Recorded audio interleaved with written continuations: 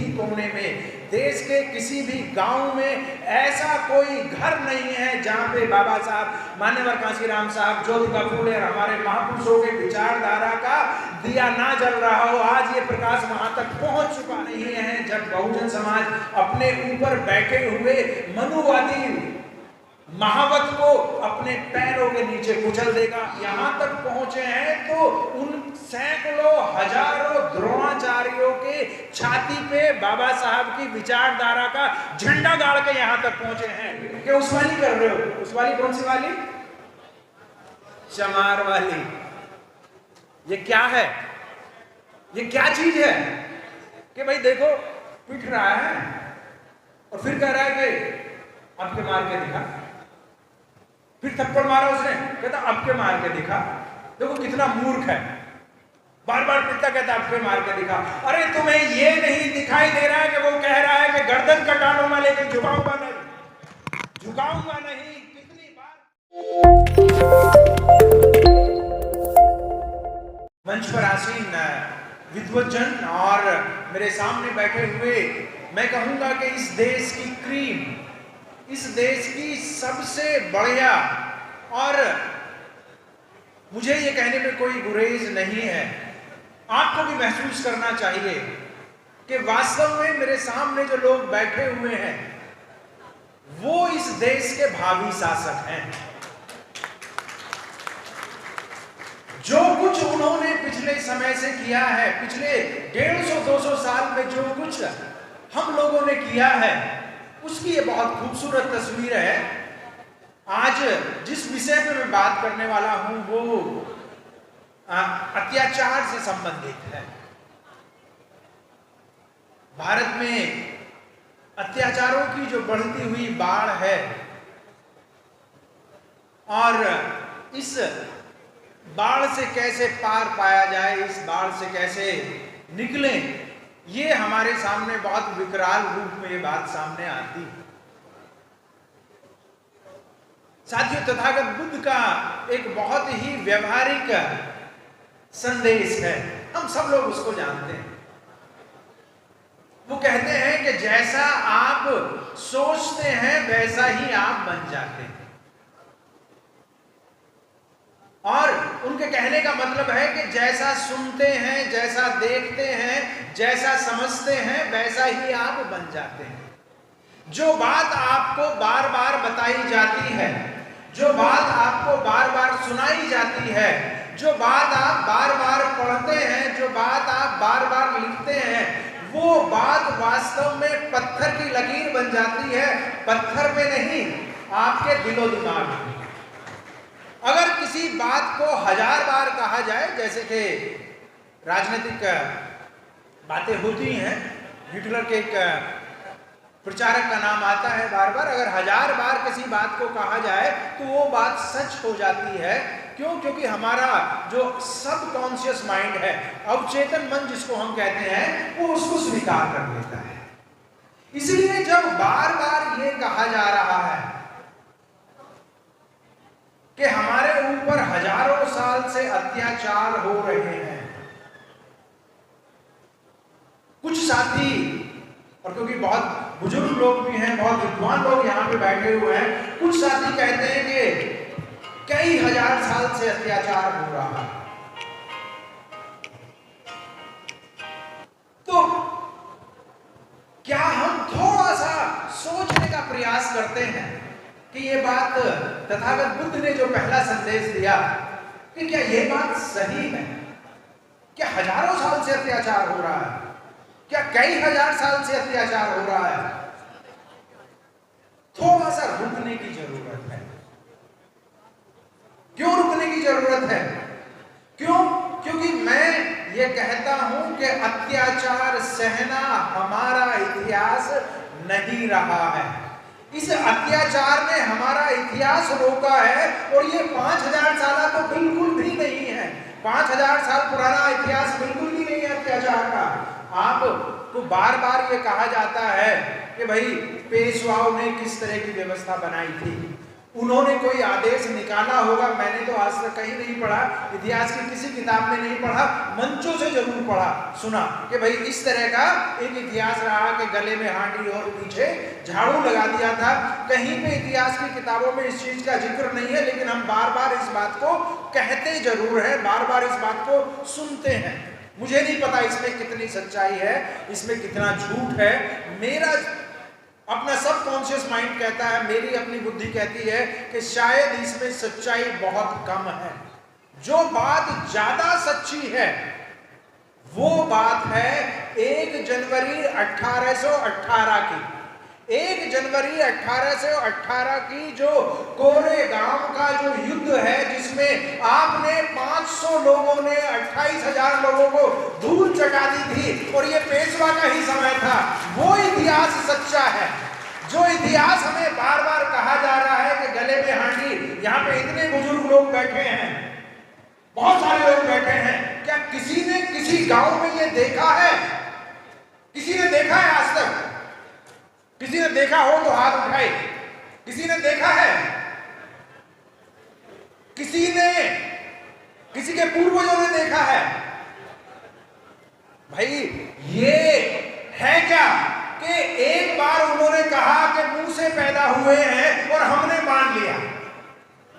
बिल्कुल उसी तरह की एक मनोवैज्ञानिक रणनीति चल रही है कि अत्याचार हो रहा है, अत्याचार हो रहा है, अत्याचार हो रहा है, और ये इतना सामान्य है कि हमें लगता है कि नहीं, हम तो बिल्कुल मरे गिरे हैं। अगर 3000 साल से हम बिल्कुल मरे गिरे हैं तो लानत है हम पे। ऐसे कैसे हो रहा है भाई? नहीं, बाबा साहब ने जिस किताब में द अनटचेबल्स जो किताब लिखी है, बाबा साहब ने छुआछात के बारे में जिस किताब के अंदर लिखा है, ये मैं अपने शब्द नहीं कर रहा हूँ, बाबा साहब के शब्द बता रहा हूँ आपको। जिस किताब में उन्होंने लिखा कि भाई वो आपसे घृणा करते थे, वहीं पे दूसरा सेंटेंस ये लिखा हुआ है कि आप भी उनको पसंद नहीं करते थे, आप भी उनको बिल्कुल पसंद नहीं करते थे। अगर वो आपकी गलियों में नहीं आते थे, नहीं, अगर आप उनकी गलियों में नहीं जाते थे, आपको वहां पे जाने का अधिकार नहीं था, तो वो भी आपकी गलियों में घुस नहीं सकते थे। ये बाबा साहब की किताब में खुद अनटचेबल्स में लिखा हुआ है। वो कहते हैं कि अनटचेबल वाज ऑलवेज रेसिप्रोकल। आपको भी वो पसंद नहीं थे और उनको भी आप पसंद नहीं थे। क्यों? क्योंकि ये दो राजाओं जैसा झगड़ा था, दो शासक जातियों जैसा झगड़ा था। वो आपको पसंद नहीं कर रहे थे, उन्होंने आपके ऊपर जो है युद्ध हार गए तो आपके ऊपर अत्याचार कर दिया, आपने भी कभी उनको पसंद नहीं किया। ये तो पिछले 40, 50, 60 साल से ऐसा हो रहा है कि हम में से कुछ पढ़े लिखे लोग उनको अपने घरों में बुलाने लगे हैं। अदरवाइज पिछले 2,500-3 हजार साल के इतिहास में कभी वो आपके यहाँ पे संस्कारों में नहीं बुलाए गए। जो बाबा साहब ने 1911 का संदर्भ देते हुए लिखा है, उन्होंने कहा कि ना आप वहां जाते थे, उनके मंदिरों में नहीं जाते थे, उनसे कोई संस्कार नहीं कराते थे, उनको अपने घरों में नहीं बुलाते थे। यही आपकी असली वैचारिक ताकत थी। कल्चरल पॉल्यूशन नहीं हो पाया था। इसलिए एक तरफा बात को कहना मुझे लगता है कि बहुत अच्छी चीज नहीं है। ये हमारे मन मस्तिष्क को कमजोर करती है। इसको दूसरे तरीके से देखिए। हम ये जानते हैं कि पुष्यमित्र शुंग ने एक हत्या की, एक राजा की हत्या की थी। ये पढ़ा हम लोगों ने, सबने पढ़ा, सबने बार बार इसको बताया। लेकिन पुष्यमित्र शुंग की हत्या किसने की थी?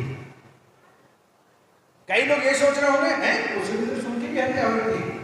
जी हाँ, उसकी भी हत्या हुई थी। जैसे उसने आपके एक शासक की हत्या कर दी थी, उन्हीं लोगों ने पुष्यमित्र शुंग की भी हत्या कर दी थी राजगीर में, और वो भी पत्थर मार मार के पूरी तरीके से उसको ध्वस्त कर दिया था। लेकिन जब मुझे सिर्फ ये बताया जाता है कि मेरे शासक की हत्या की गई थी, तो मेरा मनोबल गिराया जाता है।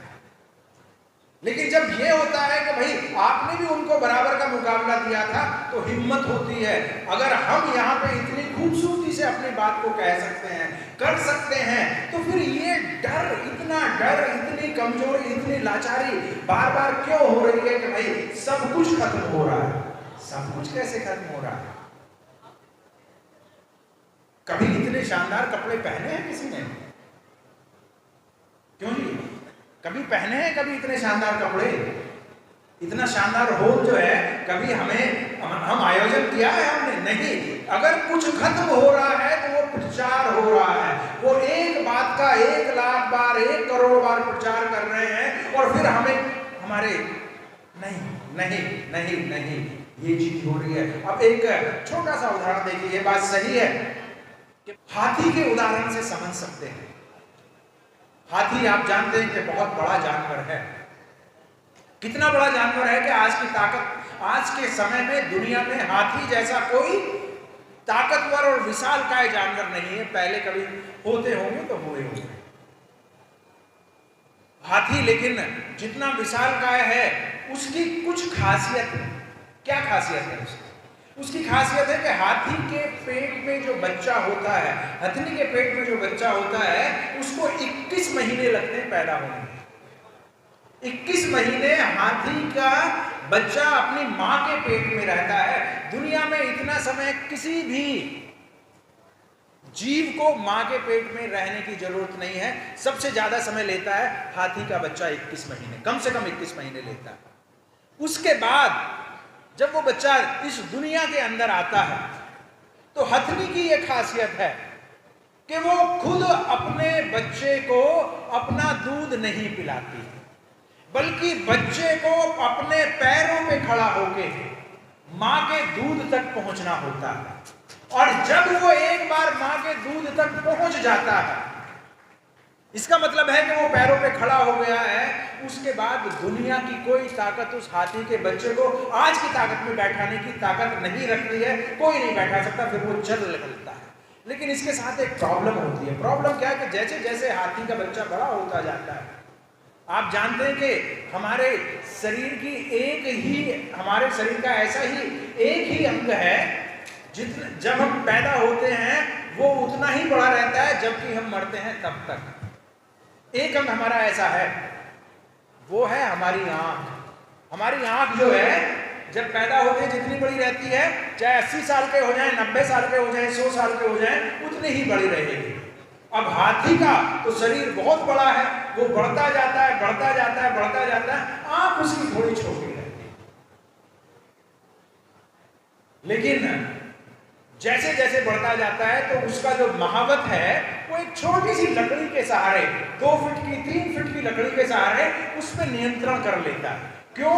क्योंकि हाथी को अपने शरीर की ताकत का पता नहीं रहता, उसके अपने शरीर की ताकत की विशालता का उसको पता नहीं रहता। वो उस 2 फीट की लकड़ी से नियंत्रित होता है।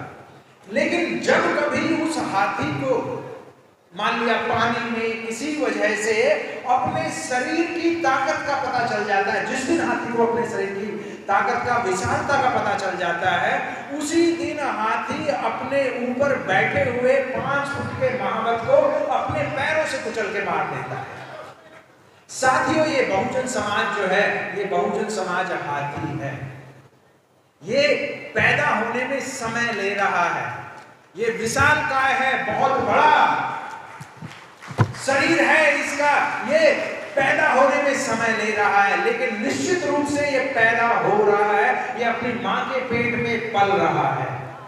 मैं कहता हूं कि ये पैदा हो गया। इसको इसके बहुजन समाज के विद्वानों का, बहुजन समाज के सामाजिक क्रांतिकारियों के विचारधारा का दूध भी इसको मिल गया है। उसने ये दूध भी पी लिया है। अब धीरे धीरे इसका शरीर बढ़ता जा रहा है। धीरे धीरे अभी माननीय जो सूरजमल मेमोरियल सोसाइटी के हमारे साथी थे, उन्होंने कितनी खूबसूरत बातें कही। तो धीरे धीरे चीजें जो हैं बढ़ती जा रही हैं। आज समाज का हर अंग, एक और भ्रांति आपके सामने रखी जाती है, और उसमें भी मैं कहता हूं कि थोड़ा बहुत हमारी भी भूल है उसके अंदर। जब 1881 में पहली बार जनगणना हुई, 1881 में पहली बार जनगणना हुई, उस समय पे देश के अंदर लगभग 65 से 70 जातियां थी, सिर्फ 65 से 70। और वो जातियां भी नहीं थी, उन्होंने सिर्फ 2 जातियां रखी, ब्राह्मण और राजपूत, और बाकी सबको कहा कि ये व्यवसायिक समूह हैं, ये पेशेवर समूह हैं, और लगभग 67 जातियों को उन्होंने आइडेंटिफाई किया। लेकिन 1931 तक आते आते ये जातियां लगभग लगभग 5000 के आसपास ये जातियां हो गई। आज आपको ताज्जुब होगा कि सिर्फ ओबीसी के अंदर ही अब ये 3743 नहीं है ओबीसी के अंदर, अब ओबीसी के अंदर ही 5200 हैं। हमारे अंदर लगभग 1100 जातियां हैं और शेड्यूल ट्राइब्स के अंदर 800 जातियां हैं। तो ये आंकड़ा अब 7000 से कहीं आगे जा चुका है। लेकिन वास्तव में ये संख्या 1881 में, जिसको आप आज अनटचेबल कहते हैं, वो सिर्फ 8 थे, 8 सिर्फ 8 थी वो। लेकिन यहाँ पे एक काम कर रहा है, उड़ीसा में वही काम कर रहा है, मध्य प्रदेश में वही काम कर रहा है, 30 प्रदेशों में 30 नामों से वो जाना गया। और उसके अंदर भी कोई लकड़ी से तेल निकाल रहा है, कोई लोहे से तेल निकाल रहा है, कोई पत्थर से तेल निकाल रहा है, काम वो तेल निकालने का ही कर रहा है, तो उसके नाम 3 हो गए। इस तरीके से तेल निकालने वाले एक व्यक्ति का, जो कि तेल ही होना चाहिए था, पता पड़ा कि 100 जातियां हो गई।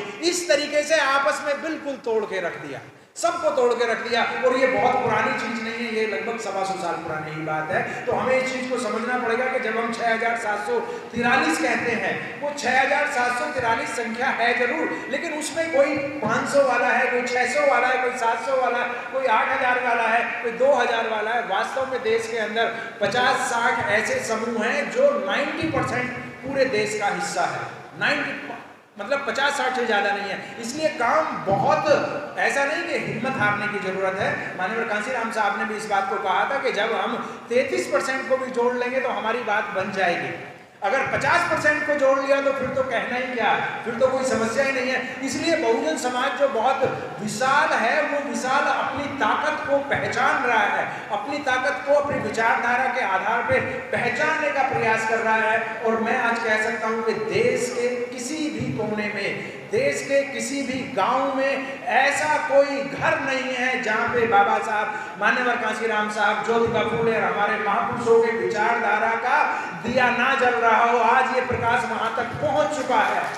देर लग रही है लेकिन प्रयास हो रहा है, अच्छे तरीके से प्रयास हो रहा है, क्योंकि दुश्मन थोड़ा शातिर है। लेकिन जैसे जैसे हम अपनी ताकत को पहचानेंगे, जैसे जैसे हम अपने विशालकाय शरीर को पहचानेंगे, मुझे कोई गुरेज नहीं है, मुझे इस बात में बिल्कुल भी शक नहीं है साथियों कि वो दिन बहुत दूर नहीं है जब बहुजन समाज अपने ऊपर बैठे हुए मनुवादी महावत को अपने पैरों के नीचे कुचल देगा।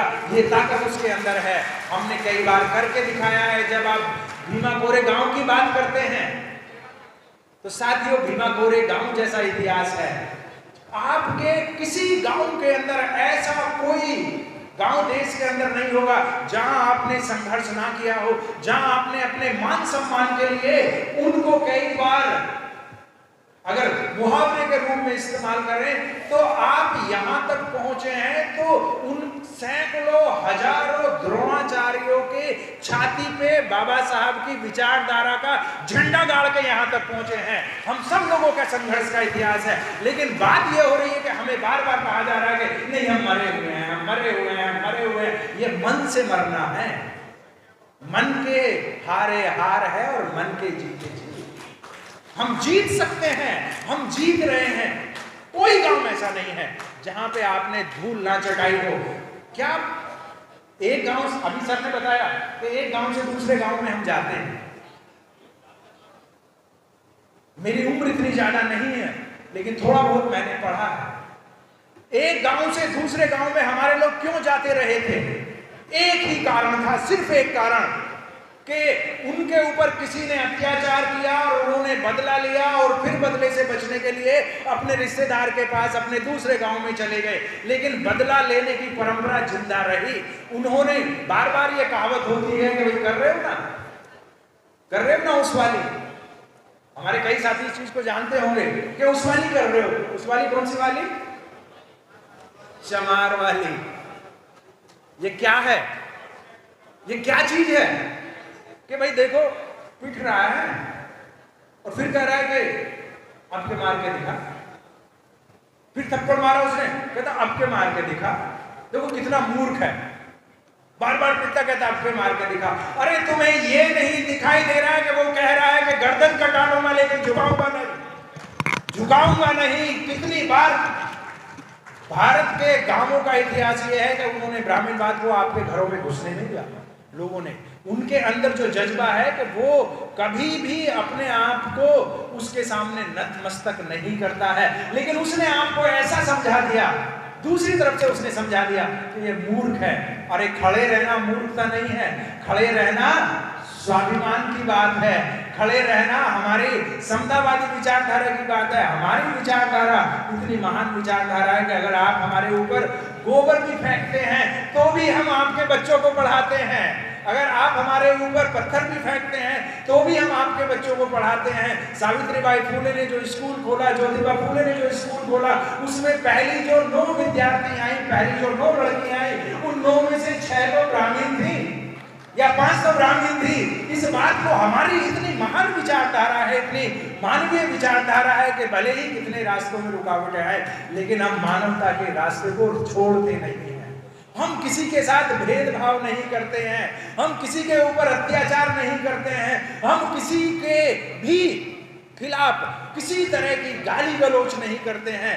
जो ये समतावादी विचारधारा है, जो प्रबुद्ध बौद्धिक विचारधारा है, ये कहती है कि बराबरी का व्यवहार करिए, ये कहती है कि सबके साथ समता का व्यवहार करिए। हम लोग अपनी तरफ से किसी के ऊपर कोई अत्याचार नहीं करते। कोई कह दे, हम में से बता दे कि हमने किसके ऊपर अत्याचार आज तक किया है, लेकिन दुश्मन ने हमारी इस मानवीयता को, दुश्मन ने हमारी इस नैतिकता को, हमारी इस ईमानदारी को कमजोरी समझने का प्रयास किया। अब साथियों, समय है कि नई परिस्थितियों में हम, क्योंकि लोकतंत्र है और लोकतंत्र में कोई समस्या नहीं है। माननीय साहब कहते हैं कि भाई बहुत जल्दी 5 साल में आप चीजों को बदल सकते हैं। अगर आपके अंदर जागरूकता है, आपके अंदर अगर समझ है, तो कोई समस्या नहीं है। आज आप ये बता दीजिए, हमें डरने की जरूरत किस लिए नहीं है। मैं यूनिवर्सिटी से आता हूं, लगभग हर डिपार्टमेंट का डेटा आपको बता सकता हूं। अब से 30 साल पहले, अब से 30 साल पहले, मतलब लगभग 1990 के आसपास तक, अगर विश्वविद्यालय में 20 शिक्षक थे, अगर विश्वविद्यालय के किसी डिपार्टमेंट में 20 शिक्षक थे, तो वो 20 के 20 किसी एक जाति के लोग थे या ज्यादा से ज्यादा 2 जाति के लोग थे उसके अंदर। आज अगर किसी यूनिवर्सिटी के अंदर, विश्व विभाग के अंदर अगर 30 शिक्षक हैं, तो मैं गारंटी से कह सकता हूं कि कम से कम 10 और नहीं तो 15, 16, 17 आज schedule caste, schedule tribes, OBC के लोग पहुंच चुके हैं। आप कहते हैं कि सब कुछ खत्म हो गया, नहीं, खत्म नहीं हो रहा है, बढ़ रहा है, ताकत बढ़ रही है। बस ये है कि हाथी जो है उसको अपने शरीर का एहसास नहीं है, उसको अपनी ताकत का एहसास नहीं हो रहा है। उस ताकत का एहसास कैसे होगा? उस ताकत के एहसास के लिए फिर मैं वही बात कहूंगा कि देखिए, हमारे पास निश्चित रूप से संसाधनों की कमी है, लेकिन अब इतने भी कम नहीं है। आप यहां पे इतना खूबसूरत कार्यक्रम कर रहे हैं, माननीय सूरजमल मेमोरियल एजुकेशन ट्रस्ट के साथ यहाँ पे बैठे हुए हैं, उन्होंने 3-4 कॉलेजेस की बात बताई है, 4 कॉलेजेस उनके चल रहे हैं। हम लोग इसको सिर्फ एक व्यक्ति के रूप में या एक संस्था के रूप में ना देखें, बल्कि इसको अपनी दिनचर्या का हिस्सा बनाएं। प्रॉब्लम क्या आ रही है? प्रॉब्लम ये आ रही है कि मैं खुद रात दिन मंचों पे जाता हूं, बोलता हूं, लेकिन मुझे खुद अपने बच्चों को उनके स्कूल में पढ़ाना पड़ता है। जब मेरा बच्चा उनके स्कूल में जाएगा तो क्या सीखेगा? वही सीखेगा जो वो सिखाएंगे। और वो क्या सिखाएंगे? एक शब्द में खत्म करूंगा इस बात को, वो हमारे बच्चों को पहलाद बनाएंगे। वो हमारे बच्चों को पहलाद बनाएंगे जो हमारे ही दरवाजे पर हमारे ही हथियारों को लेके आएगा। हमारी आने वाली पीढ़ी, हमारे खुद के बच्चे अपने बाप के, अपनी माँ की वैचारिक हत्या करेंगे अगर हम अपने संस्कारों से सुसज्जित अपनी शिक्षण संस्थाओं का निर्माण नहीं करते हैं। हमें अपनी शिक्षण संस्थाओं का निर्माण करना ही पड़ेगा, इसके अलावा कोई रास्ता नहीं है। हमारे यहाँ पे अगर लाखों बौद्ध विहार हैं, विद्वान साथी बैठे हुए हैं, ये बौद्ध विहार कोई पूजा स्थल नहीं है।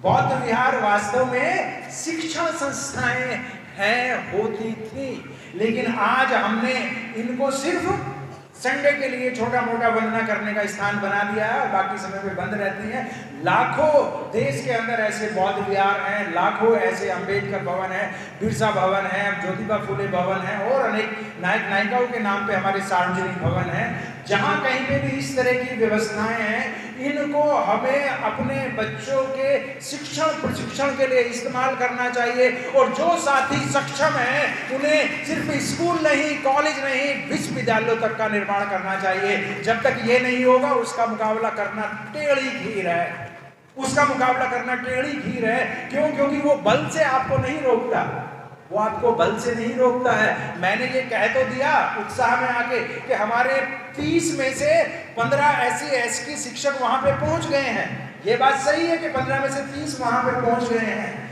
लेकिन इन 15 में से 30 जो हैं उनमें से 12-13 तो प्रहलाद हैं। समस्या ये है, बाबा साहब ने जो कहा था कि शिक्षा शेरनी का दूध है, तो क्या बाबा साहब ने गलत कह दिया था? बाबा साहब ने गलत कह दिया था क्या? भैया शेर तो हमारे मिमियारे हैं, ये हमारे शेर जिनको दहाड़ना चाहिए था वो मिमिया रहे हैं अपनी जान बचाने के लिए, तो बाबा साहब ने गलत कह दिया? नहीं, बाबा साहब ने गलत नहीं किया।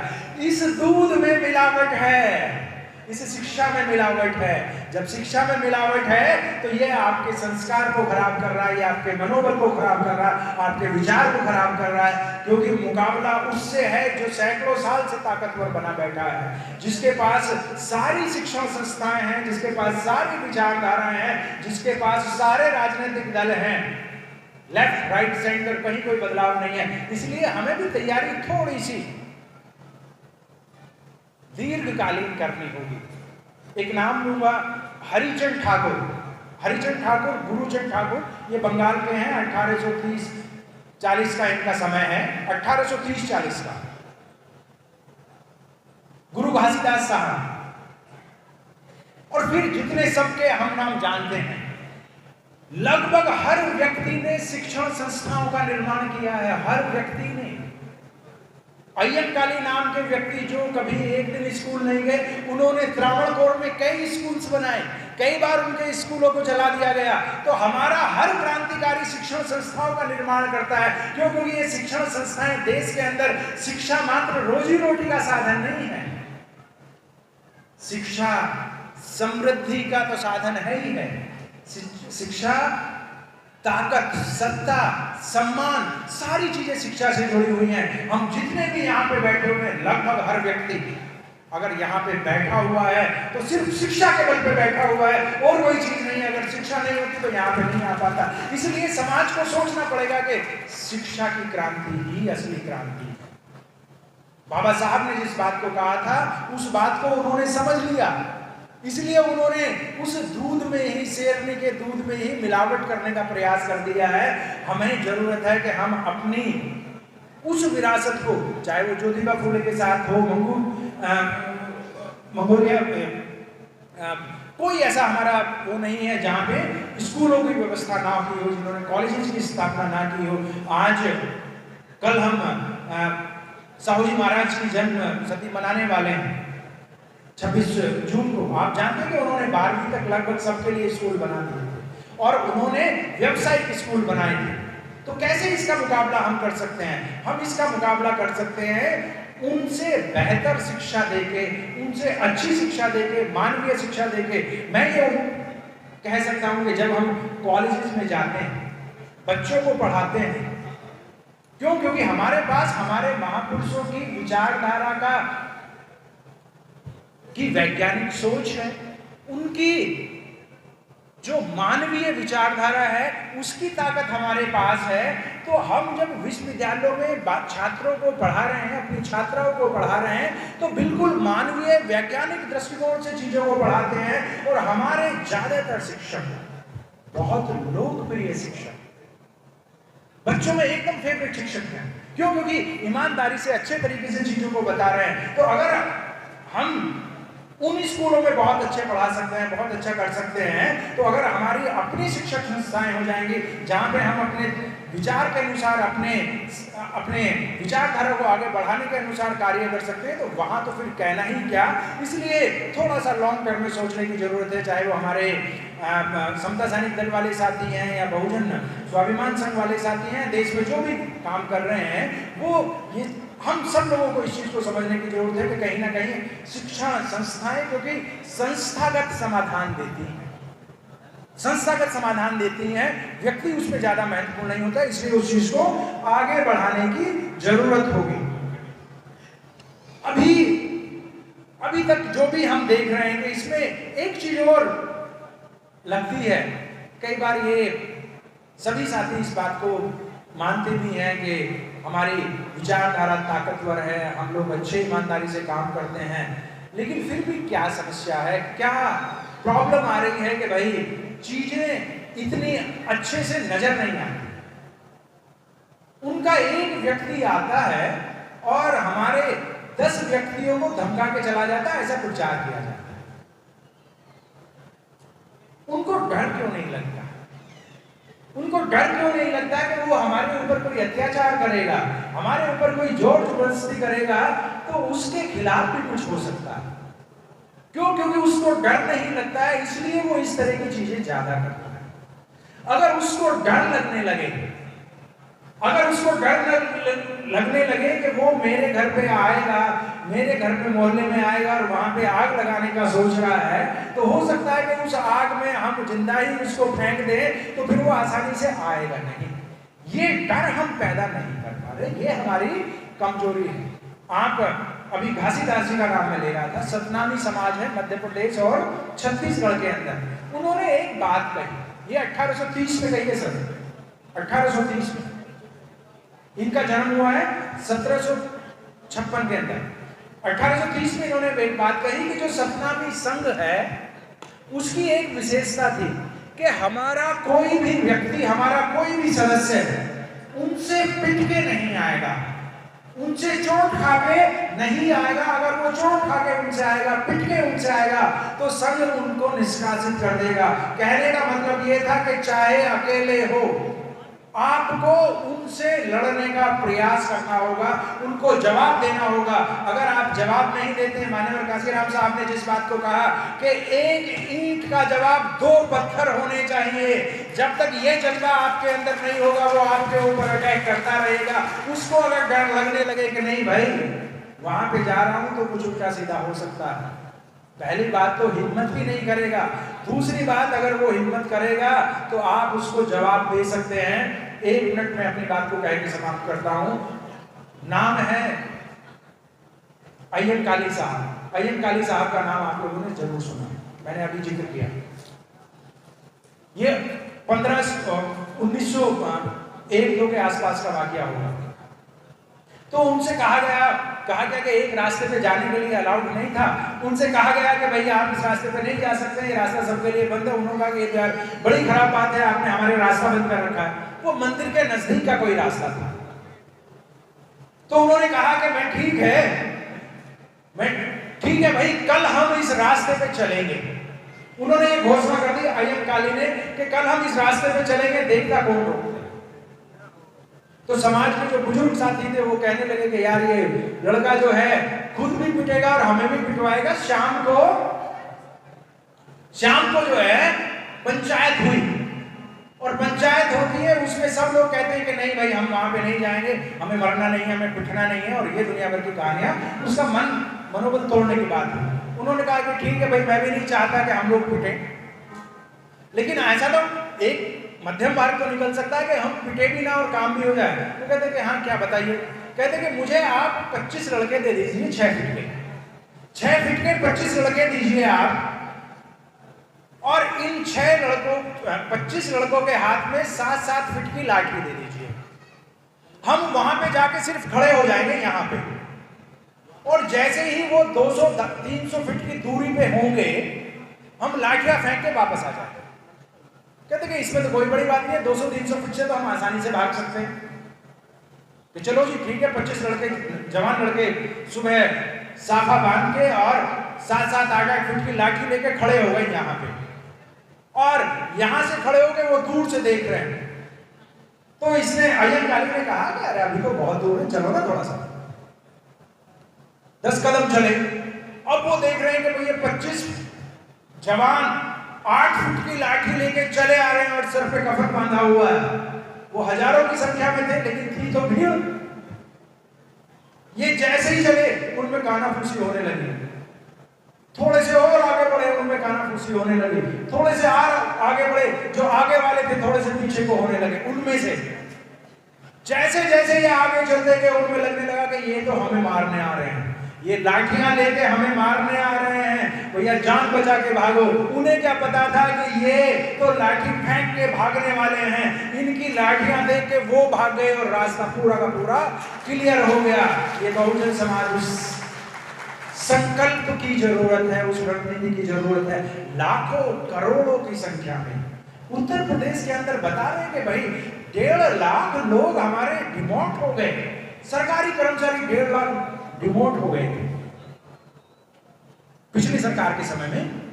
अगर 1.5 लाख लोग बिना कुछ कहे सिर्फ लखनऊ की सड़क पे निकल जाते, नीला झंडा लेके सिर्फ निकल जाते, तो लखनऊ की नहीं दिल्ली की सरकार हिल जाती। लेकिन उनको तो डर बैठा हुआ है कि भाई एग्जीक्यूटिव इंजीनियर से जूनियर इंजीनियर बनकर शर्म नहीं आ रही, हिम्मत नहीं आ रही। अरे थोड़ा सा रिस्क लीजिए तो सही, थोड़ा सा आगे बढ़िए तो सही। साथियों, घबराने की जरूरत नहीं है। ठीक है, चैलेंजिंग टाइम है और दुश्मन ने अपनी ताकत को बढ़ाया जरूर है, इसमें कोई शक नहीं है, लेकिन हमारी ताकत भी हजारों गुना बढ़ी है। ये बहुत नीचे से निकल के आप यहाँ तक पहुंचे हैं। कुछ अगर यकीन नहीं आता है तो अपने दादा नाना का समय याद कर लीजिए और सोच लीजिए कि ताकत बढ़ी है या नहीं बढ़ी है। और अगर बढ़ी है तो हिम्मत रखिए। बाबा साहब अकेले अगर उनको धूल चटा सकते हैं तो हम तो मिट्टी में मिला सकते हैं। जय भीम।